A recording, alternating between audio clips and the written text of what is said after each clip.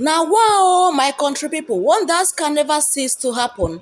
As Dr. Save a Life, he has exposed shocking secrets about the sudden delete of May Edochie first son, kamabilichukwu. Now, guys, I'm going to allow you to watch this video, but do me a favor by clicking on that like button. Please, kindly like this video and don't forget to subscribe and turn on your bell notification for more amazing and interesting updates coming from my channel. Please kindly leave your own comments down below. After watching, make sure you comment down the comment section. God bless you. Enjoy the rest of the video. I got a version of this tragic story.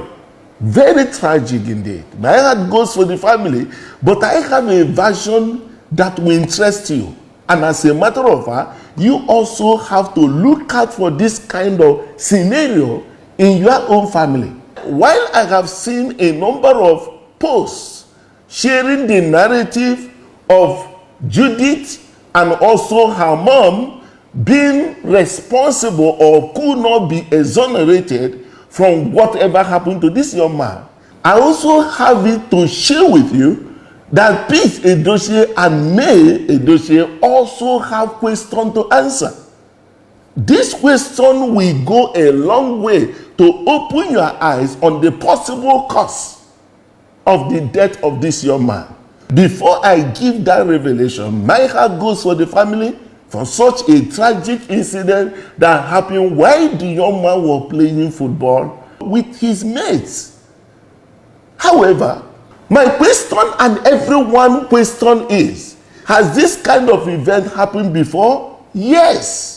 We have seen a number of them while dancing, collapsed and died, while playing football, collapsed and died, while preaching. A number of people have on the course of preaching right on the altar also collapsed and died. And also we have a scenario of this young man, of course we know the reason, also in the course of playing football, collapsed. This medical doctor also slumped. I will share something with their experience. Please pause. Can we come to think about it? 80% of the families of these ones, I could remember a pastor that collapsed on the altar and died. Even the family members of the man went after the wife as being responsible for the death of the husband. So it is an unfortunate narrative we have inherited, that whenever something like this happens, we look at the surrounding story. But please, can you just permit me to show you something here that could also help you, help your children, help your loved one? The death of this young man is preventable all over the world, but the mindset we have over this, lifting this very devil that have become so powerful that even the God all of us go church to shout, fast and pray, something could be wrong. God say, my people are destroyed for lack of knowledge. Friend, why not today see what happened to this young man, while we go ahead also to ask our elder brother Pete Edochie as a man of wisdom to tell us more what truly happened. And as well, also the mother may tell us something. By the close of this meeting, I will ask one question and it will go a long way to tell you what really transpired even before this time. Follow me and let me just share something interesting with you.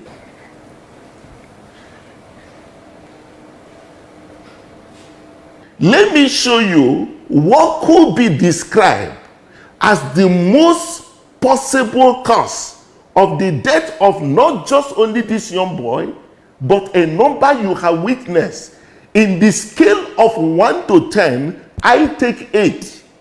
And whatever narrative you have, please get this for yourself. I'm not talking about the tragic story we have here, but we can prevent. That's where I'm coming from. We can prevent. As a matter of fact, even the worst case scenario in a time like this can also be given an answer. That I will reveal to you. What I'm to show you now is the way the heart of people, including yourself, your loved ones, we are not in the same rate. There are people that are living dead, but they are moving, covered covered with this flesh. If you look at this is what is called sinus reading, the normal reading of the heart. If you look at the gap in between these two, you find that they are equal. Every one of even the graph is all going up. You will not see them inverted. This is normal. A person of this play can play football, be able to do a lot of things if you put weight on this, because playing football or doing strenuous activity is a burden to the heart. You can also see a number of people also. We have this kind of heart. This very heart is what is called bradycardia. The heart rate is low. Usually when the heart rate goes below 60, it used to be that this very person is carrying a generator, but that generator is carrying is actually not so good. A little further investigation will be required to know why this heart is underperforming.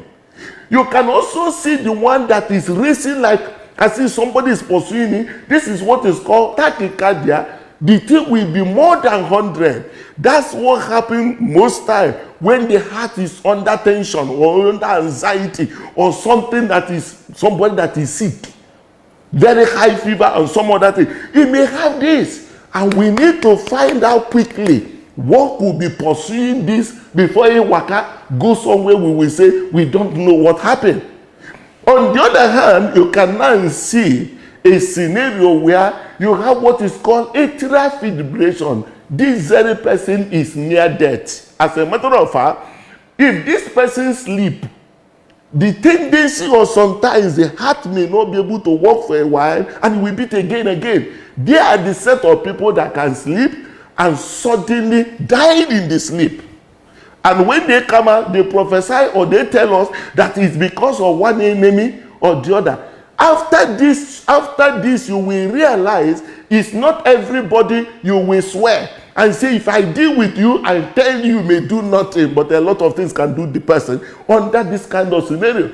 And this is exactly what could happen when the heart has an overwhelming effect. It couldn't contain. It will now begin to go.